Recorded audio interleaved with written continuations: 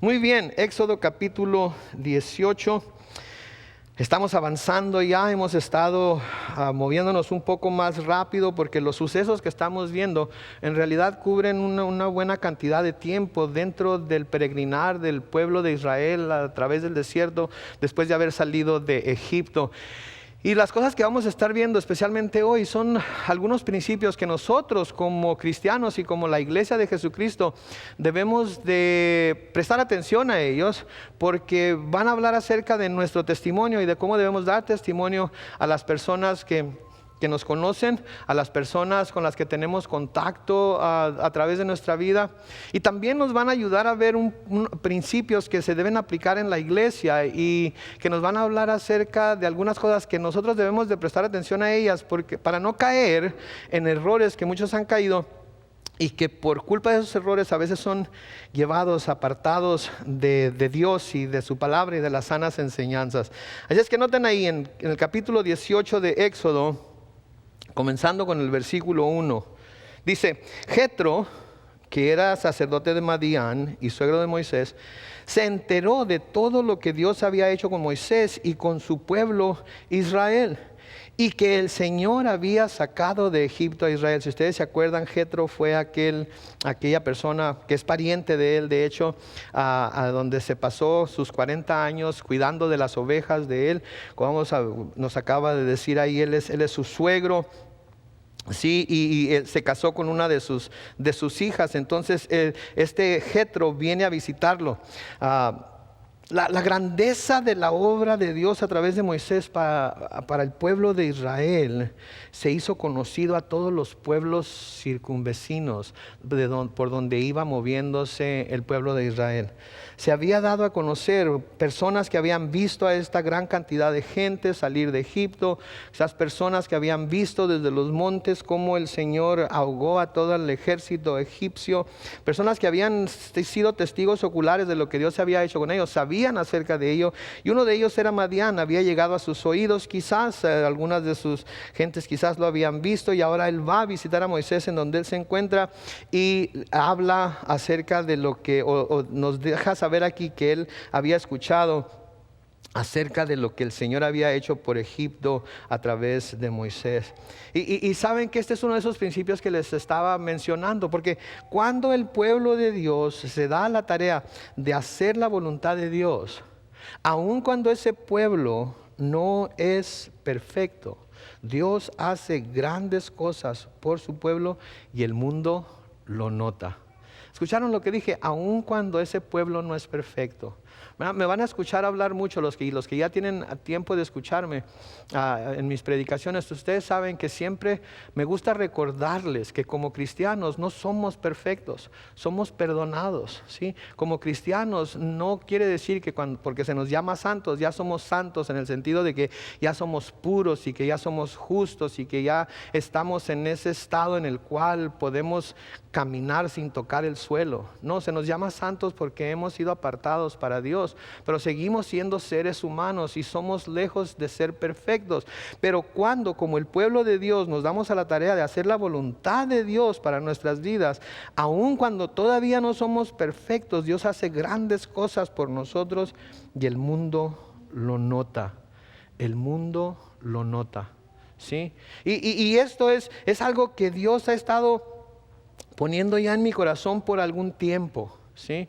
Que como iglesia tenemos que comenzar a pedirle a Dios que nos muestre cómo podemos comenzar a salir y mostrar el poder y amor de Dios afuera de las paredes de este santuario, afuera de las paredes del santuario que es Macmillan Elementary. Tenemos que empezar a pedirle a Dios que nos muestre qué es lo que nosotros debemos ir a hacer afuera de este lugar para poder llevar el conocimiento del poder y del amor de Dios a los que están afuera de nosotros. Digo, hay millares de familias aquí a nuestro alrededor que no conocen al Señor. Millares de personas. Hay organizaciones que pudiéramos quizás estar ayudando, ¿verdad? Durante los meses de fiesta, ¿verdad? Cuando es el día de acción de gracias, cuando es tiempo de Navidad, cuando se llevan a cabo todas esas festividades. pudiéramos nosotros como iglesia ir a servir a una de esas llamadas soup kitchens, ¿verdad? En donde alimentan a las personas que viven en la calle, y ir a ayudar. Ni siquiera tendríamos que hacer nosotros todos los preparativos, aunque hay hermanos que me han dicho, tú planéalo y yo lo hago. El problema que tenemos aquí en este lugar es que tenemos una escuela, y porque tenemos una escuela hay ciertos reglamentos que tenemos que seguir, y no podemos tener cocinas, y no podemos tener estufas, y no podemos tener muchas cosas que necesitaríamos para poder, por ejemplo, servir una cena de Thanksgiving, ¿verdad? Ahora me han dicho, y estos hermanos son cocineros, y me han dicho, ¿por qué no rentamos el auditorio de Macmillan para hacer una de esas cenas y nosotros nos encargamos de todo? Ahí sí tienen estufas, ahí sí tienen refrigeradores, ahí sí tienen, bueno, sí, pero a la gente que renta ese lugar no le permiten traer comida, ni bebidas, ni nada de eso adentro del lugar, ¿verdad? Entonces se nos limita, pero sí podríamos, por ejemplo, ayudar a alguna organización que se encargara de hacer estas cosas, y nosotros simplemente ir a servir a la gente que va a comer esos lugares. Como iglesia debemos de buscar esas cosas, y quizás alguno de ustedes sepa de alguna organización a la que pudiéramos ayudar, o de alguna familia que vive ya a su alrededor, que está necesitada, que necesita, o que nosotros pudiéramos como iglesia poder ayudar, poder llevar comida, por ejemplo, poder ayudarle con alguna situación que está pasando como iglesia. Quizás usted tenga vecinos o vecinas o parientes que están enfermos en el hospital, y nosotros como iglesia podemos estar orando por ellos. Su servidor pudiera como pastor hacer una visita pastoral. Necesitamos salir de aquí. Necesitamos empezar a ser ejemplo afuera en el mundo. Necesitamos dejar que Dios nos use para poder manifestar su gloria en y a través de nosotros, para que así como Jetro, que había oído acerca de lo que Dios estaba haciendo con Moisés, así la gente también diga, Dios está haciendo grandes cosas en Calvary Chapel San Diego en español. Dios está haciendo grandes cosas en Calvary Chapel San Diego en español, pero necesitamos hacerlo todos juntos. Saben que los pastores, hay tantas cosas que Dios pone en nuestra mente y en nuestro corazón que desearíamos hacer, pero la verdad de las cosas es que dependemos de las congregaciones, dependemos de las personas que van a la iglesia. Sí, por ejemplo, ahorita, no sé cuántos seamos aquí, quizás unos 60, ¿sí? Pero noten cuánta gente había en la plataforma. Estaba Lloyd en el piano, estaban Alexis y estaba Denise cantando, estaba un servidor tocando y haciendo como que cantaba. Hay 3 personas allá arriba, una en proyección, otra capturando el video, otra monitoreando el sonido. ¿Sí? Hay como 4 o 5, quizás 6 maestros que están cuidando de nuestros hijos, que están cuidando de los bebés. Hay personas que están preparando el pan, que están preparando el café, etcétera, etcétera. ¿Sí? Y todos ellos están haciendo lo que un servidor no puede hacer. ¿Sí? Y todos ellos son tan importantes, si no es que más, que la persona que está aquí al frente. ¿Sí? Y hay gente que contribuye con traer el pan cada semana, y hay gente que se levanta temprano los domingos y va y nos ayuda a acomodar todo allá, y etcétera, etcétera, etcétera, etcétera. Entonces ustedes, la congregación, ustedes que son miembros del cuerpo de Cristo, son tan necesarios, y más todavía que un servidor. Porque saben que yo me podría ir, y de todas maneras hay hermanos que sin pensarlo 2 veces podrían pararse aquí enfrente y presentarles un estudio bíblico, presentarles una predicación, etcétera, etcétera. ¿Sí? Entonces todos somos necesarios. Sí, y eso es lo que necesitamos hacer. Moisés no fue el único que hizo lo que hizo para poder librar a los hijos de Israel. Claro que fue Dios, pero hubo mucha gente que se nos menciona a Aarón, se nos menciona a Miriam, sus hermanos, se nos menciona a Josué, se nos menciona a Ur, se nos mencionan tantas personas que estuvieron con él, a un lado de él. Vimos eso la semana pasada, cuando él estaba orando en el monte y los brazos se le cansaban, y viene Ur y viene Aarón y se ponen detrás de él y le ayudan, le levantan los brazos para que pueda hacer lo que está haciendo. Todos estos hermanos que les estoy mencionando, ahorita es lo que están haciendo, están levantándole los brazos a un servidor para que un servidor entonces pueda presentar la palabra de Dios. Entonces todo eso sirve para que el mundo, para que el mundo a nuestro alrededor vea el poder, la gracia y la misericordia de Dios. Y eso es lo que atrae a la gente a Cristo. ¿sí? Que hay personas que no los conocen, que no saben ni qué onda con ellos, pero que están dispuestos a sacrificar unas horas de su sábado, que están dispuestos a sacrificar un puñado de dólares, que están dispuestos a sacrificar un poco de tiempo, un poco de talento para ir a tratar de alcanzarlos y bendecirlos. Eso es parte del testimonio cristiano. Entonces, les ruego como pastor que empiecen a orar, y cuando se les prenda el foco, cuando tengan una idea, cuando sepan de una organización, cuando sepan de una necesidad, vengan con un servidor y ¿sabe qué, pastor? Usted dijo que íbamos a ayudar, y yo ahí en la calle donde yo vivo hay un basurero, ¿verdad? Y me gustaría que los de la iglesia fuéramos y con playeras así que digan Calvary Chapel San Diego en español, limpiemos todo el callejón y lo dejemos bien limpio para que la gente que vive alrededor vea que estamos haciendo algo, que estamos haciendo algo para su honra y para su gloria.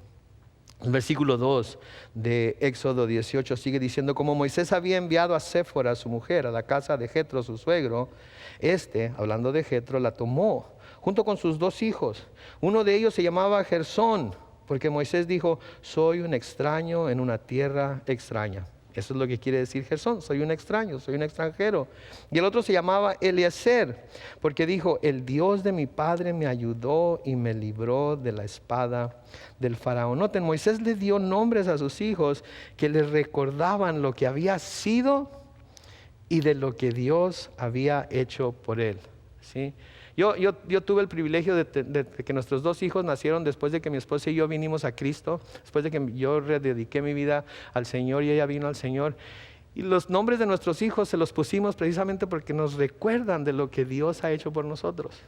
Sí, así es que cuando yo llamo a mi hijo y le digo Joshua, ¿verdad? Que es Josué, quiere decir Dios es salvación. Dios nos salvó antes de que él naciera. Y su segundo nombre es Emmanuel. ¿Por qué? Porque Dios está con nosotros, y cada vez que lo llamo me acuerdo de lo que Dios ha hecho por nosotros. Mi niña se llama Grace o Gracia, y cuando la veo a ella me acuerdo de la gracia que Dios ha mostrado a mi esposa y a mí y a nuestra familia. Entonces lo que Moisés había hecho, lo que Moisés hizo aquí, era algo que mucha gente hacía en aquel entonces, y lo hacían para recordar lo que Dios había hecho por ellos. Saben que quizás ustedes no eran cristianos cuando tuvieron a sus hijos, quizás ustedes no tuvieron esa experiencia, no tuvieron esa bendición, pero saben que hay cosas que pueden hacer para que su casa esté llena de recordatorios de lo que Dios ha hecho por ustedes. Versículos bíblicos en las paredes, versículos bíblicos en el espejo del baño. Mi esposa pone versículos bíblicos en el espejo del baño, en las paredes, en todos lugares tenemos versículos bíblicos. Cuando pasamos por enfrente de ellos y los vemos, nos acordamos de lo que Dios ha hecho por nosotros, y nos acordamos también de las promesas que a veces nosotros le hemos hecho a Dios, y eso nos hace recapacitar. Tenemos un cuadro bien grande ahí que dice: pero mi casa y yo serviremos a Jehová. Y cada vez que lo veo me tengo que acordar que eso es algo que nosotros le hemos dicho a Dios que vamos a hacer, que mi casa y yo serviremos a Jehová. Y es bueno tener estos recordatorios. Vamos a ver más adelante que el Señor le dijo al pueblo de Israel que las palabras que Él les había dicho se las pusieran en frontales, se las amarraran alrededor de las muñecas, que se las enseñaran a sus hijos, que no se apartaran de sus bocas. ¿Por qué? Porque al estar en esas palabras, al estarlas recordando, estamos recordando no solamente lo que Dios ha hecho por nosotros, sino que a veces estamos recordando también promesas que nosotros le hemos hecho al Señor. Y cuando nos acordamos de lo que Él ha hecho por nosotros, vuelve a haber agradecimiento en nuestro corazón y vuelve a haber alabanza en nuestro corazón por lo que Él ha hecho. Y cuando nos acordamos de las promesas que hemos hecho, entonces así como que, esa promesa se la hice, me acuerdo hace como 10 meses y todavía no la he cumplido, ¿verdad? Y debemos acordarnos de las palabras de nuestro Señor Jesucristo: que tu sí sea sí y tu no sea no. Si prometiste a Dios, cúmplele la promesa. Y son buenos recordatorios. Entonces debemos de buscar maneras en las que tengamos delante de nosotros, que nos recuerden lo que Dios ha hecho por nosotros, que nos recuerden lo que Él estuvo dispuesto a hacer. En el versículo 5, noten ahí, acompañado de los hijos y de la mujer de Moisés, el suegro de Moisés se fue al monte de Dios en el desierto, que era donde Moisés estaba acampando. Así es que aparentemente Moisés había enviado a su familia de regreso a Madián cuando estaba por salir de Egipto. Quizás durante las plagas los envió de nuevo a la casa de su suegro, y ahora Jetro, el suegro de Moisés, toma a Sefora, su esposa, y a sus 2 hijos, Gersón y Eliezer, y los lleva a que se reúnan con Moisés. Versículo 6 dice, ahí le dijo a Moisés, yo soy Jetro tu suegro y vengo a verte con tu mujer.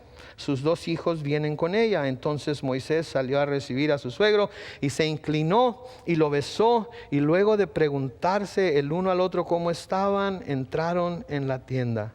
Ahí Moisés le contó a su suegro todo lo que el Señor había hecho por Israel y en contra del faraón y de los egipcios, así como todos los trabajos que habían pasado en el camino y cómo el Señor los había librado. Noten, hasta aquí Jetro solo había oído por medio de otras personas acerca de lo que Dios había hecho por el pueblo de Israel por medio de su yerno, pero ahora estaba oyéndolo de labios de Moisés mismo, de labios de Moisés mismo. Y no solo eso, sino que estaba viendo con sus propios ojos. Sí, estaba viendo con sus propios ojos el gentío que Moisés estaba tratando de dirigir, de liderar a través del desierto. Imagínense ustedes, Moisés huyó de Egipto cuando tenía 40 años. Moisés se pasó 40 años con Jetro en el desierto cuidando su ganado. Y ahora a los 80 años, Jetro va y lo visita y mira el gentío de gente al que está tratando de liderar a través del desierto. Imagínense lo impresionado que ha de haber estado Jetro con lo que Moisés estaba haciendo. Imagínense lo impresionado, primeramente por la edad que tenía, 80 años. Y luego impresionado por todo lo que Dios había hecho a través de él, por cómo Dios había mostrado su poder a través de Moisés y cómo Dios había sido fiel a Moisés, aun cuando habían pasado por diferentes problemas y situaciones en el desierto, que ya hemos visto algunas de ellas, ¿verdad? Cuando tuvieron hambre, pensaron que se les iba a acabar la comida, y Dios les da maná, y Dios les da codornices, y Dios los lleva a las aguas de Mará, y echando un madero dentro de las aguas se hacen dulces en lugar de estar amargas. Y luego Dios les da aquella peña que le dice a Moisés que golpee, y brota agua de ella. Y vemos cómo esto lo vemos de nuevo en el Antiguo Testamento, cuando Pablo nos aclara que la peña que lo seguía a través del desierto era Jesucristo mismo, etcétera, etcétera. Ahora Jetro está escuchando todas estas cosas de labios de Moisés, cosas que quizás no había sabido que habían sucedido, pero ahora está escuchándolo de labios de Moisés. Y ese es otro principio muy importante para nosotros como cristianos, porque como cristianos debemos vivir nuestra vida de tal manera que la gente pueda ver lo que Dios ha hecho en nosotros. ¿Sí? Debemos vivir nuestra vida de tal manera que la gente pueda ver lo que Dios ha hecho en nosotros. Leí alguna vez en una playera una leyenda que decía: predica el evangelio y si es necesario usa palabras. Lo que eso quiere decir es que debemos predicar el evangelio con nuestra manera de vivir, con nuestra manera de comportarnos, con la manera en la que nos desenvolvemos en el trabajo, en la escuela, en nuestro hogar, sí, con nuestras amistades. Todo ello debe de hablarles del evangelio, de las buenas nuevas que nosotros hemos escuchado y hemos recibido y que nos han ido transformando poco a poco y más a la imagen de nuestro Señor Jesucristo. Pero invariablemente, cuando estamos haciendo esto, no van a poder dejar de preguntar: ¿cómo? ¿Cómo llegaste hasta este punto? ¿Cómo fue que ahora piensas como piensas? ¿Cómo es que ahora crees lo que crees? ¿Cómo es que ahora te comportas de una manera tan diferente a la que te comportabas antes? ¿Cómo es que ahora tú estás tan seguro de tu salvación o segura de tu salvación y segura de que Dios está contigo y de que Él te está guiando y de que Él te está mostrando el camino que debes ir? Van a preguntar ¿por qué? ¿Por qué? ¿Por qué cambiaste tanto? ¿Por qué eres tan diferente? ¿Por qué ahora, aun cuando aún tienes dificultades, circunstancias, enfermedades, persecuciones, de todas maneras veo que hay gozo en tu corazón, veo que hay paz, veo que no muy fácilmente te empiezas a desmoronar cuando antes eras una María? En cuanto las cosas se ponían difíciles, era una lloradera y era una gritería y era una desesperación y era una depresión y era esto y aquello. Y ahora te veo que a pesar de que a veces tienes problemas, de todas maneras cantas, de todas maneras vas a la iglesia, de todas maneras sigues creyendo. ¿Qué pasó? ¿Saben? Cuando yo me volví a los caminos del Señor, una vez fui a visitar a mi mamá a la tierra de Dios, a Mexicali. Y empecé a hablarles y a platicarles. Y ustedes saben que hay dos temas que supuestamente nunca deben de tratarse, ¿verdad? Nunca debe hablarse de ellos. Uno es la política y otro es la religión, ¿verdad? Y para mí la política me encanta. Y para mí no la religión, pero mi relación con Cristo es lo más importante que tengo y de lo cual puedo y quiero hablar. Y empecé a platicar y empecé a hablar y empecé a decirles y empecé a testificar básicamente. Y mi mamá, ¿ok? Me decía, Carlos Manuel, ¿pero qué te pasó? Y yo pensé, si alguien debería saber qué es lo que me había pasado, era ella. Pero fue tan radical el cambio, fue tan tremendo el cambio, fue tan notable, fue tan grande que mi misma madre me tuvo que preguntar, ¿qué te pasó? ¿Por qué ahora piensas así y antes no? ¿Sabes qué, mamá? Porque ahora el Espíritu Santo de Dios mora en mí. Y antes lo que me movía, antes lo que me hacía hacer lo que hacía, era la carne, era mi egoísmo, era mi propia inteligencia, eran mis propios deseos. Y como tú misma sabes, no había persona más importante en mi vida que yo. Pero hay alguien más importante en mi vida que yo, hay alguien más importante en mi vida que tú, hay alguien más importante en mi vida que mi esposa, hay alguien más importante en mi vida que mis hijos y se llama Jesucristo. Y porque quiero honrarlo a Él, porque estoy tan agradecido por lo que Él hizo por mí. Porque sin deberla ni temerla, vino y se entregó a sí mismo como sacrificio por mí sobre una cruz y derramó su sangre por mí. Por eso, por agradecimiento a lo que Él ha hecho, ahora quiero vivir para Él. Mamá, eso fue lo que me pasó. Y mi mamá está como que, qué bárbaro. No lo puedo creer. Eso es lo que debe suceder. Eso es lo que nuestra vida debe de decir. Y cuando nos preguntan, cuando invariablemente tengan que preguntar por qué, cómo, qué pasó, es cuando podemos abrir nuestra boca y decir, fue Jesucristo. Fue Jesucristo. Pero en realidad crees lo que la Biblia dice, pero en realidad crees lo que los predicadores predican, pero en realidad crees que su muerte, en realidad crees que resucitó, en realidad crees que eso no es una fábula nada más, en realidad crees que eso es cierto.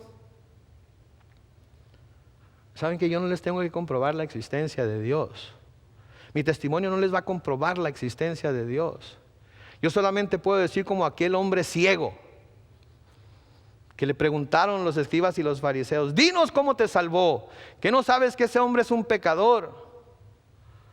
Él no les respondió con teología, él no les respondió con apologética, él no les respondió más que, si es pecador o no, yo no sé. Pero una cosa sí sé, que yo estaba ciego y ahora veo. ¿Qué? ¿Ustedes también quieren creer en Él? Ahí está. Ahí está. No hay más que decir, no hay más que hablar, no hay que comprobarles nada. La mayor prueba de que Dios existe es que yo era ciego y ahora veo. Mamá, eso fue lo que me pasó. Estaba ciego y ahora veo. Entonces sí, que vean. Pero cuando tengamos la oportunidad, que oigan también. Porque ¿cómo van a creer si no oyen? ¿Y cómo van a oír si nadie les dice? ¿Sí? La fe viene por el oír, y el oír ¿cómo? Por la palabra de Dios. ¿Y quiénes tienen la palabra de Dios? Nosotros los cristianos. Nosotros los cristianos tenemos la palabra de Dios. Y nosotros los cristianos tenemos al Espíritu Santo de Dios en nosotros. Y eso es todo lo que necesitamos. Vean ahí en el versículo 9 de Éxodo 18 lo que dice, Jetro se alegró de lo bien que el Señor había tratado a Israel al librarlo de manos de los egipcios. Y dijo, bendito sea el Señor que los libró a ustedes de manos de los egipcios y de manos del faraón. El Señor libró al pueblo de manos de los egipcios. Ahora sé que el Señor es más grande que todos los dioses, porque en este caso Él los venció. Ahora esto no quiere decir que haya otros dioses, pero hay mucha gente que cree que hay otros dioses, y aquí simplemente se está usando un término que ellos entendían. Conocían muchas cosas como dioses, pero por la fuerza, por el poder que Dios había mostrado a través de Moisés, él sabía que no había otro Dios que existiera, porque no existe ningún otro Dios que fuera más poderoso que él. Versículo 12 dice, luego Jetro, el suegro de Moisés, ofreció holocaustos y sacrificios para Dios, y Aarón llegó con todos los ancianos de Israel para comer con el suegro de Moisés delante de Dios. Noten lo que causa el testimonio de Moisés. El testimonio de Moisés causa que Jetro ahora ofrezca holocaustos, ahora ofrezca sacrificios para Dios.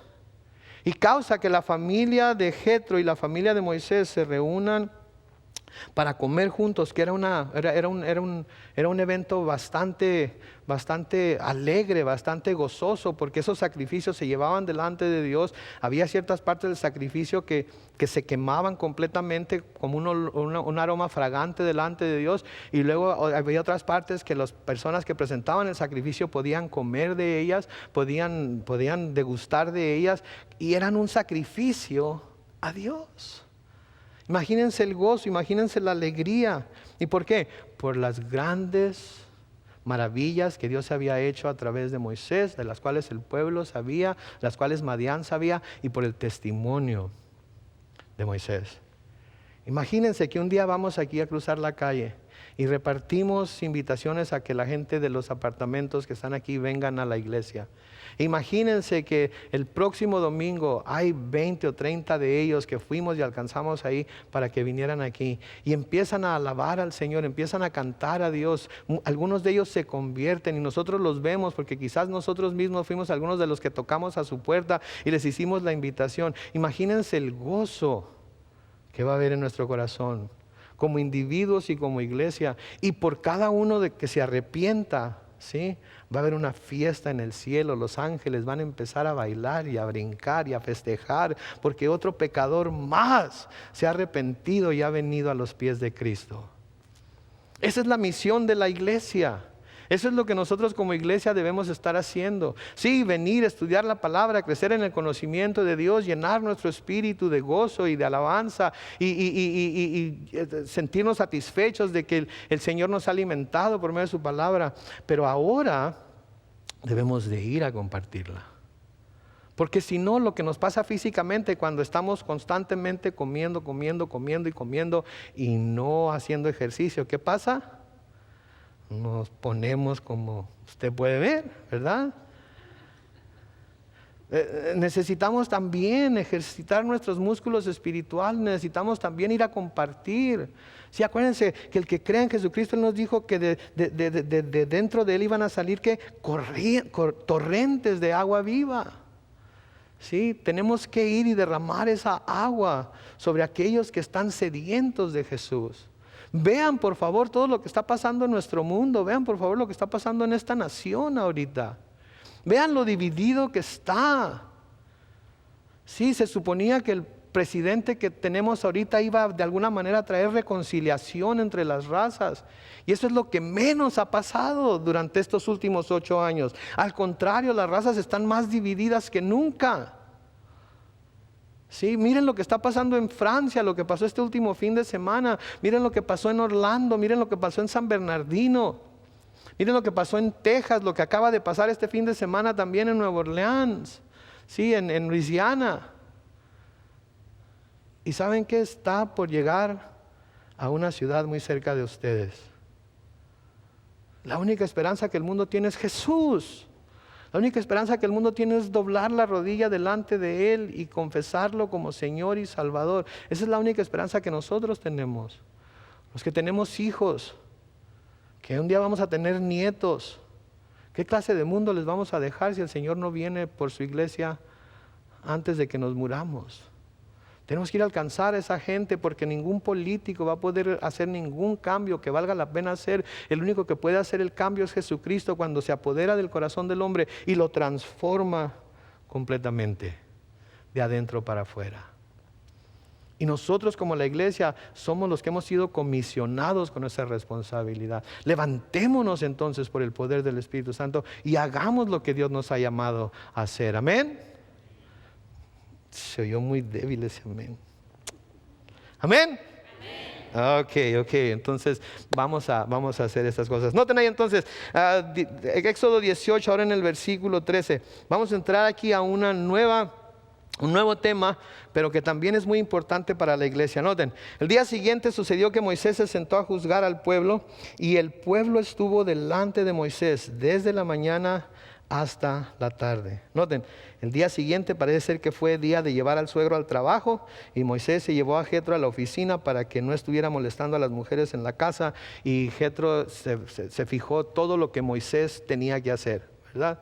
A veces quizás nuestra mente nos imaginamos, Moisés era el líder, así es que cuando la nube se movía, él se movía y todos lo seguían, y cuando la nube se detenía, él se detenía y se sentaba y no hacía nada hasta que la nube se volviera a mover. Vamos a ver aquí que no era el caso, ¿sí? Moisés tenía bastante trabajo, ¿verdad? Entonces al siguiente día fue Jetro con él. Ahora, al hablar de juzgar aquí, se está hablando de asuntos y preguntas sobre interpretaciones, sobre problemas que tenían los hijos de Israel unos con otros, que tenían que resolverse. Debemos recordar que es la primera vez que los israelitas, ¿sí?, tenían la habilidad para gobernarse a sí mismos, por así decirlo. Habían sido esclavos durante 430 años, no habían tenido que lidiar con muchas de las situaciones que ahora estaban lidiando, porque los egipcios les decían cuándo se acostaran, cuándo se levantaran, cuál era su trabajo, qué tenían que hacer, cuánto tiempo lo iban a hacer. Les daban las cuotas para hacerlo, y cuando había un pleito entre ellos, alguna situación entre ellos, ellos decidían quién estaba bien y quién estaba mal. Ahora estaban teniendo la oportunidad para determinar su propio destino, por así decirlo, y sin duda iban a estar surgiendo asuntos sobre los que se necesitaba dar respuestas. Sí, aparentemente Moisés aquí era el único juez reconocido de la nación, ¿sí? Y el trabajo de escuchar cada caso tenía ocupado a Moisés, noten, desde la mañana hasta la tarde. Entonces todo el día estaba Moisés enfrente de su tienda. La gente venía a él a presentarle sus quejas, a presentarle sus problemas, y él tenía que decirles lo que Dios pensaba acerca de ello, y tenía que de alguna manera juzgar entre el uno y el otro. Y acuérdense, eran como 3 millones de personas. 3 millones de personas. Así que imagínense todos los pleitos y todas las alegatas y todas las situaciones que iban a tener que solucionar, ¿verdad? Iba todo el ganado junto, ¿sí? Y quizás alguien va y ese es mi chivo. No es tu chivo, es mi chivo. No, es mi chivo, yo lo conozco. No, es mi chivo, nació en mi corral. Y iban con Moisés. Moisés, ¿de quién es este chivo? ¿De él o mío? Y Moisés quizás le preguntaba al chivo, ¿de quién eres? No sé, pero se mantenía bastante ocupado Moisés teniendo que solucionar estos problemas. Versículo 14 dice: al ver el suegro de Moisés todo lo que éste hacía con el pueblo, dijo: ¿qué es lo que estás haciendo con el pueblo? ¿Por qué te sientas tú solo mientras todo el pueblo se queda delante de ti desde la mañana hasta la tarde? Moisés le respondió a su suegro: es que el pueblo viene a mí para consultar a Dios, y cuando tienen problemas vienen a mí. Entonces yo juzgo entre el uno y el otro, y les doy a conocer las ordenanzas y leyes de Dios. ¿Sí? ¿Noten lo que Moisés está diciendo aquí? Sí, presten atención a lo que Moisés está diciendo aquí. Pero aquí Moisés se está llenando ¿de quién? De sí mismo. Siente que él es el único que puede hacer lo que se tiene que hacer. Él es el más importante. Él es el único que sabe las ordenanzas de Dios. Él es el único que sabe las leyes de Dios. ¿Sí? A menudo los hijos de Israel necesitaban saber cómo quiere Dios que resolvieran algunos de sus problemas. Y Moisés está diciendo, como yo soy el que tiene la conexión directa a Dios, pues tienen que venir conmigo. ¿Sí? Yo soy el único que tiene el teléfono rojo en la tienda. ¿Sí? Nadie más tiene ese teléfono. Yo soy el único que lo tiene. Y tienen que venir conmigo. Palabra de advertencia aquí. Cuidado cuando alguien nos dice que él o ella son los únicos que tienen una conexión directa con Dios y que no hay otro. Cuidado cuando alguien nos diga que él o ella es el único que tiene una conexión directa con Dios y que no hay otro. Porque podemos caer en el error en los que caen aquellos que terminan siendo parte de algunas de las sectas que conocemos, ¿sí? Siendo completamente dominados y obligados a obedecer al líder bajo la amenaza de que si no lo hacen, Dios no los va a escuchar, porque al fin de cuentas ellos son los únicos que pueden interceder por ellos delante de Dios, porque ellos son los ungidos. ¿Saben que yo le doy tantas gracias a Dios que aquí en nuestra iglesia ese no es el caso? Digo, si ese fuera el caso, el pastor Brian no dejara predicar a todos los hermanos que permite predicar de detrás del púlpito.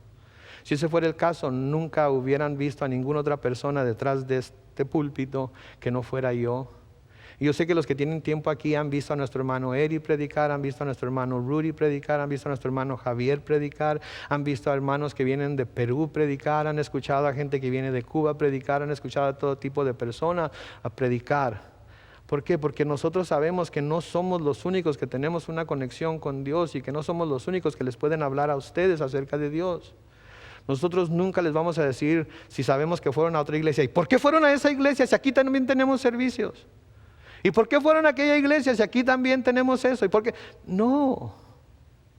Ustedes son libres en Cristo. ¿Ok?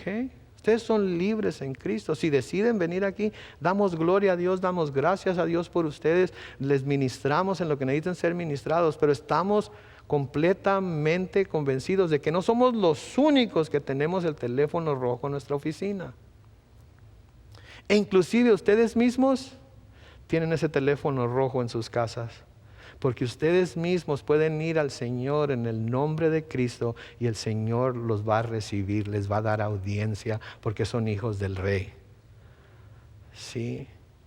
Entonces cuidado cuando alguien nos dice que ellos son los únicos que tienen el contacto con Dios, que ellos son los únicos que tienen esa conexión con Él, y si no se les obedece a ellos, y si no hacen lo que ellos les están diciendo, y si no cumplen con lo que ellos quieren, entonces de alguna manera no van a tener ustedes el favor de Dios. Y cuidado con levantar la mano contra el ungido de Dios. Ese debe ser una bandera roja que se nos presente inmediatamente. Y quiero aclarar algo. No estoy diciendo yo que esto era lo que Moisés estaba haciendo. De nuevo, tenemos que recordar que él juntamente con el pueblo aún estaban aprendiendo cómo lidiar con estos problemas. Pero aquí viene Jetro y le dice estas cosas porque Jetro se da cuenta de lo que está pasando. Se está dando cuenta que Moisés se va a acabar, se va a matar a sí mismo si sigue haciendo lo que está haciendo, y que el pueblo se va a desesperar con él porque los tiene esperando ahí todo el día. Y le da un buen consejo. Y luego noten lo que dice Moisés ahí. Dice, yo les doy a conocer las ordenanzas y leyes de Dios. Debido a que Moisés conocía a Dios y conocía sus leyes, él era capaz de resolver justamente las disputas que había entre los hijos de Israel. Pero el llevar toda la responsabilidad sobre sí mismo era una carga demasiado grande. Saben que aquí en la iglesia tenemos líderes, y siempre les digo, si necesitan oración, pasen al frente. Va a haber líderes aquí que pueden orar por ustedes, que pueden orar con ustedes. ¿sí? Y esos líderes son aquellos que están dirigiendo algún grupo pequeño o que han dirigido algún grupo pequeño. Todos conocen a nuestro hermano Eri, muchos conocen a Rudy, todos conocen a Javier, ¿sí? Nuestro hermano Héctor también, ¿sí? Cualquiera de ellos en un momento dado pueden orar por ustedes, pueden ungirlos con aceite, pueden pedirle a Dios a interceder por ustedes, cualquiera de ellos, ¿sí? E inclusive ustedes mismos pueden orar los unos por los otros, ¿sí? Pueden pedir oración de los unos para con los otros. De nuevo, quizás les parezca una sorpresa, pero yo no tengo la única conexión con Dios. Todos los que somos creyentes y tenemos el Espíritu Santo de Dios en nuestras vidas, en nuestros corazones, tenemos esa conexión directa con Dios. Y yo les pediría a ustedes que ustedes oren por mí también, que me mantengan en constante oración, ¿sí? Para que yo pueda siempre presentar la palabra de Dios y saber que es Él el que me está dando la habilidad para hacerlo y que no es nada especial que yo tenga. Digo, acuérdense, Dios habló por medio de un burro. Así es que si Dios pudo hablar por medio de un burro, a lo mejor por eso es que Dios habla a través de mí a veces, porque soy muy burro y muy terco. Versículo 17 dice, pero el suegro de Moisés le dijo, esto que haces no está bien, pues te cansarás tú y también se cansará este pueblo. Este trabajo es demasiado pesado para ti y no vas a poder hacerlo tú solo. Préstame atención, que voy a darte un consejo y que Dios te acompañe. Preséntate ante Dios en lugar del pueblo y somete a su juicio todos los problemas. Primero le dice que él sea, Moisés, el que interceda por el pueblo en oración delante de Dios. Que él vaya primeramente delante de Dios e interceda por el pueblo en oración. Es imperativo que los pastores y cualquiera que se considere líder en la iglesia estemos constantemente intercediendo por la congregación delante de Dios. Es necesario, es imperativo, tenemos que hacerlo. ¿Saben que los lunes en la mañana cuando oramos, cuando nos reunimos a orar a las 5 de la mañana, aquí en las oficinas de la iglesia, los hermanos que vienen y se reúnen con un servidor para orar, invariablemente siempre hay alguien que ora por la iglesia, que ora por la congregación, que ora por los hermanos que no tienen trabajo, por los hermanos que están enfermos, por los hermanos que están teniendo problemas en sus hogares, por los hermanos que necesitan algo especial de parte de Dios. Invariablemente siempre hay alguien que ore por ustedes, ¿sí? El jueves pasado comenzamos con nuestra primera reunión de oración aquí en el santuario. Invariablemente siempre hay alguien que esté orando por ustedes como congregación, porque sabemos que la oración es la base para tener una iglesia saludable, para tener una iglesia en donde todos estamos creciendo, para tener una iglesia en donde todos estamos buscando hacer la voluntad de Dios. Y me fascina a mí cuando alguien me dice, pastor, estoy orando por usted. Sí, hace tiempo una hermana me dijo, pastor, yo no sé por qué, pero el Señor me puso en mi corazón a orar por usted. Hermana, déjeme decirle que lo que le había dicho que iba a pasar ya pasó y todo está bien. Pero me fascina cuando oigo eso, porque eso nada más Dios lo puede hacer, eso nada más Dios lo puede poner en el corazón de alguien. Sí, y nosotros como pastores debemos estar orando constantemente por ustedes. Los que son líderes que me ayudan a mí están orando constantemente por ustedes. Pero luego lo siguiente es igual de importante. Miren el versículo 20. Dice, enséñales a ellos las ordenanzas y las leyes e indícales cómo deben conducirse y qué deben hacer. Noten lo que le dice Jetro aquí a Moisés, enséñales a ellos. No te trates de quedar tú con la información, enséñales a ellos. Enséñales cómo orar, enséñales cómo interceder. Enséñales lo que la palabra de Dios dice acerca de los diferentes problemas y situaciones por las que pueden pasar en la vida. Enséñales a ellos, enséñales la palabra de Dios a ellos para que ellos también sepan cómo Dios quiere que lidien con sus problemas. ¿Sí? Enséñales. Sí, esto es lo que tratamos de hacer aquí semana tras semana. Eso es lo que estamos haciendo ahorita. Estamos escudriñando juntos la palabra de Dios para tener el conocimiento que necesitamos para poder vivir de tal manera que honremos a nuestro Señor en todo lo que hacemos. ¿Sí? Nosotros tenemos consejería aquí en la iglesia para cualquiera que la necesite, cuando la necesite. Pero no es psiquiatría, no es psicología. ¿Sí? No le vamos a preguntar qué le pasó en su niñez para tratar de entender por qué ahora está comportándose como se está comportando. Hay una sola razón por la que nos comportamos como nos comportamos. Y no tiene la culpa su mamá porque fue demasiado dura, o su papá porque fue demasiado indiferente, o su abuelo porque estaba demasiado gordo, o su abuela porque estaba demasiado flaca, o lo que. ¿Saben cuál es la razón principal? El pecado que mora en nosotros. El egoísmo que está a flor de piel.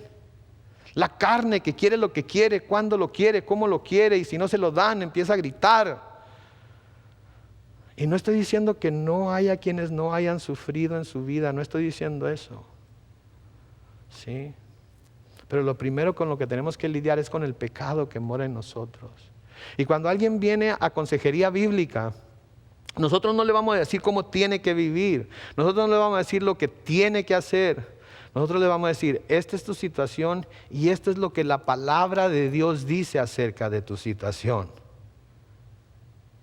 Y ahora tú vas a decidir si lo vas a hacer.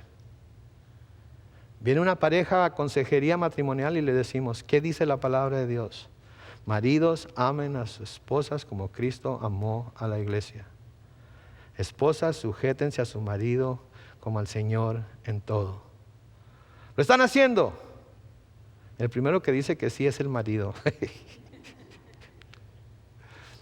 Y mi primera pregunta es, entonces, ¿por qué estás teniendo los problemas que estás teniendo? ¿Ok? Te voy a dejar tarea. Esta semana, ámala como Cristo amó a la iglesia. ¿Cómo amó Cristo a la iglesia? Se entregó por ella. ¿Hasta qué punto se entregó? Hasta la muerte. Esta semana, ámala como Cristo amó a la iglesia y se entregó a sí mismo por ella. Pero hazlo todos los días. Pero ¿y qué tal si? Pero ¿qué tal si aquello? Pero que si me trata así, pero que si se pone de esta manera. Tú ámala. Y luego vienes la semana que entra y me dices, ¿qué pasó? Hay quienes vuelven y dicen, lo intenté, hermano, pero no, es que usted no la conoce. Y hay otros que simplemente no vuelven. ¿Ok? Pero yo no soy juez. Yo lo único que puedo hacer es decirles, mire, esto es lo que la palabra de Dios dice. Les enseño la palabra de Dios. Y las personas tienen que tomar su propia decisión. Y cuando hay necesidad de consejería, estamos aquí para ayudar. ¿Sí? Pero sin embargo, nuestra ayuda siempre será llevarlos a las Escrituras para que se acuerden de lo que éstas dicen acerca del asunto por el que están pasando y determinen ustedes mismos si se van a someter, no a mí. Okay. A mí no me hacen nada con someterse, yo no gano puntos en el cielo. Uy, mira, ellos se sometieron, un punto para el pastor Carlos. No, no a mí, si se van a someter a lo que la palabra de Dios dice o no. Versículo 21 de Éxodo 18 sigue diciendo, además escoge de entre el pueblo algunos hombres, noten, respetables y temerosos de Dios, confiables y nada ambiciosos, y ponlos al frente de grupos de 1,000, de 100, 50 y 10 personas. ¿Saben que esto es parte de la función de nuestros grupos pequeños? Esto es parte de la función de nuestros grupos pequeños. Por eso tenemos líderes reconocidos por la iglesia para liderar un grupo pequeño, porque los hemos estado viendo. Porque los hemos estado viendo desenvolverse dentro de la iglesia, servir dentro de la iglesia, invertir su tiempo, su tesoro, su talento en la iglesia. ¿Sí? Y al estarlos viendo, al estar viendo cómo se comportan, al estar viendo lo que hacen, ¿sí? Nos podemos dar cuenta que Dios tiene su mano sobre ellos y que podemos confiarles a un grupo pequeño. ¿Sí? Pero noten las cualificaciones que menciona aquí, que estos hombres debían tener. Primero, respetables. Tienen que ser respetables. Para ser respetables, el pueblo tenía que conocerlos. Tenía que conocer su carácter, tenía que haberlos visto desenvolverse en medio de todo el pueblo, de ver cómo se comportaban con su esposa, con sus hijos, etcétera. ¿Sí? ¿Cómo iban a respetar a alguien a quien no conocen?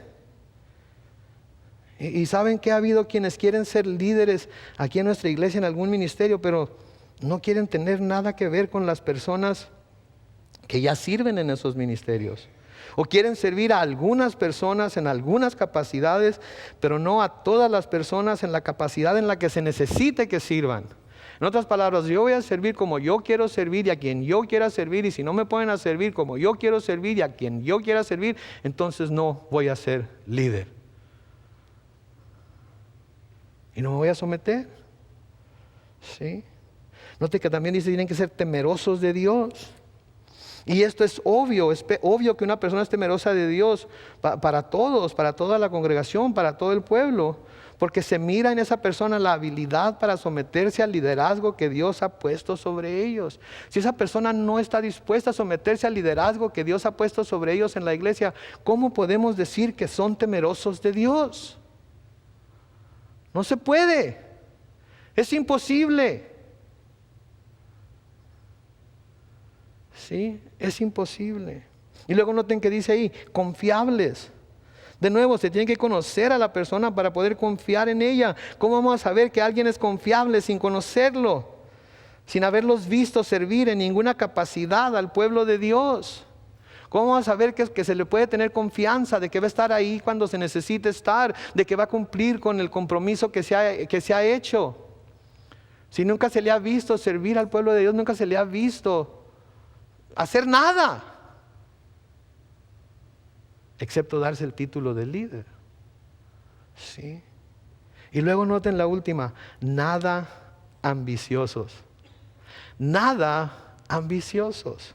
O sea, no lo están haciendo por tener el título o por el prestigio o por el renombre o para enseñorearse de aquellos sobre los que han sido puestos como líderes, sino por amor a Dios y por amor a su pueblo.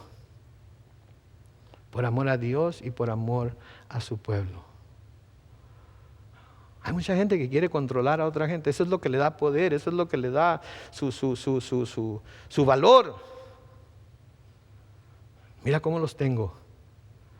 Están todos bien calladitos, escuchando cada palabra que digo. Va a llegar el punto en el que van a depender completamente de mí. Y eso es lo que buscan, que la gente dependa de ellos. ¿Saben cuál es mi trabajo como pastor? No que ustedes dependan de mí, sino señalarles a Cristo. Y cuando necesitan dirección, cuando necesitan consejo, cuando necesitan sabiduría, cuando necesitan sanidad, cuando necesitan consuelo, decirles, vengan conmigo, los voy a llevar a los pies de Cristo. Yo no tengo nada que ofrecerles. Al contrario, algunas veces les voy a fallar, pero Cristo nunca les va a fallar. Y si yo los acostumbro a confiar en mí, en lugar de confiar en Cristo, estoy cometiendo uno de los más graves pecados que pueda cometer como pastor. Porque su confianza no debe estar en mí, su confianza debe estar en Cristo.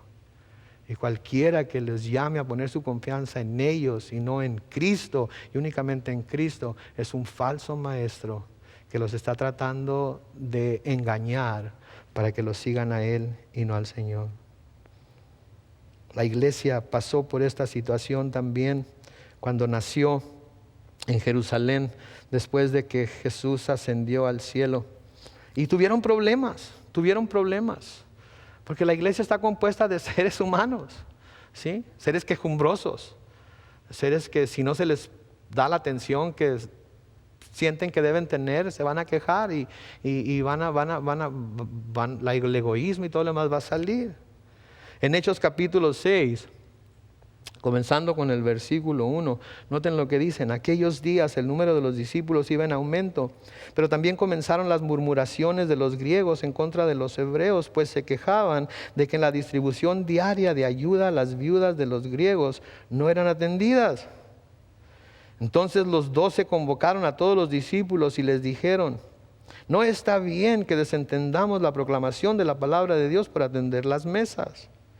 Así que, hermanos, busquen entre ustedes a 7 varones, noten, de buen testimonio, que estén llenos del Espíritu Santo y de sabiduría, para que se encarguen de este trabajo. Así nosotros podremos continuar orando y proclamando la palabra. Esta propuesta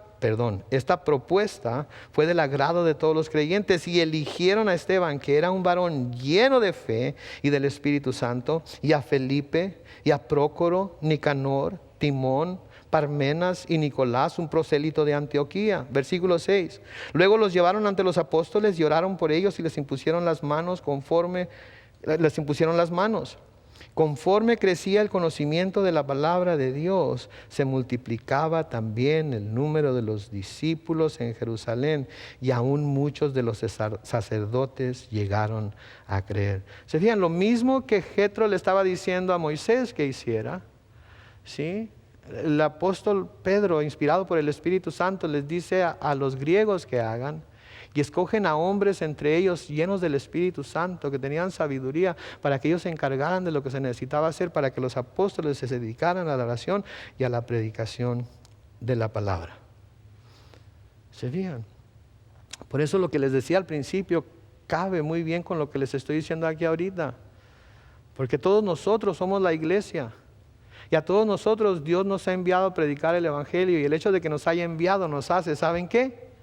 Apóstoles. El título de apóstol no es para ciertas personas especiales nada más. El título de apóstol es para todo aquel que ha sido enviado a llevar las buenas nuevas del Evangelio a toda criatura. Y saben que todos nosotros estamos dentro de esa lista. Así es que cuando alguien le diga: oh, vamos a ir a ver al apóstol fulano de tal, usted dígale: pues ¿para qué van allá? Aquí estoy yo. Yo también soy apóstol. Ok. En Efesios capítulo 4, los versículos 11 y 12 dice: y él mismo, hablando de Jesús, constituyó a unos apóstoles, a otros profetas, a otros evangelistas, a otros pastores y maestros, a fin, noten, de perfeccionar a los santos. ¿Para qué? Para la obra del ministerio, para la edificación del cuerpo de Cristo. Lo que estamos haciendo ahorita aquí, el pastor y maestro que está delante de ustedes, a través de la palabra de Dios, los está perfeccionando a ustedes, que son los santos, para que lleven a cabo la obra del ministerio. Eso es lo que estamos haciendo. Eso es lo que se está llevando a cabo aquí ahorita. Todos nosotros debemos de estar participando en un ministerio. Todos nosotros debemos de estar de alguna manera ministrando al cuerpo de Cristo. ¿Para qué? Para que el cuerpo de Cristo sea edificado. Versículo 22 de Éxodo 18 sigue diciendo que se ocupen ellos, los hombres que Moisés iba a escoger, de juzgar al pueblo en todo momento, que dicten sentencia en cuestiones menores y que a ti te remitan todo asunto de gravedad. Así aligerarás tu carga, pues ellos la llevarán contigo. Si haces esto, y Dios así te lo ordena, podrás resistir. Además, todo el pueblo volverá tranquilo a su casa. Moisés entendió a la voz de su suegro e hizo todo lo que le dijo. Pues de entre todo Israel escogió hombres respetables y los puso a cargo del pueblo como jefes de grupos de 1,000, de 100, de 50 y de 10 personas. ¿Sabe que en el libro de Proverbios se nos dice en Proverbios 11:14, cuando no hay buen guía, la gente tropieza? La seguridad depende ¿de qué? De los muchos consejeros. Proverbios 12:15 dice: el necio piensa que va por buen camino, pero el sabio presta atención ¿a qué? Al consejo. Proverbios 15, versículo 22 dice: los planes fracasan por falta ¿de qué? De consejos, pero triunfan cuando hay ¿qué? Muchos consejeros. Debemos buscar el consejo los unos de los otros. No dejarnos llevar por nuestro propio entendimiento, por nuestro propio corazón, sino buscar el consejo de personas que sabemos que pueden darnos un consejo bíblico. Versículo 26 y 27 de Éxodo 18 dice: ellos juzgaban al pueblo en todo momento y dictaban sentencia en todo asunto menor y remitían a Moisés las cuestiones difíciles de resolver. Y después Moisés despidió a su suegro y éste volvió a su tierra. Dos principios muy importantes aquí: nuestro testimonio vivido y hablado, y luego el saber que todos y cada uno de nosotros estamos siendo perfeccionados para la obra del ministerio. Amén.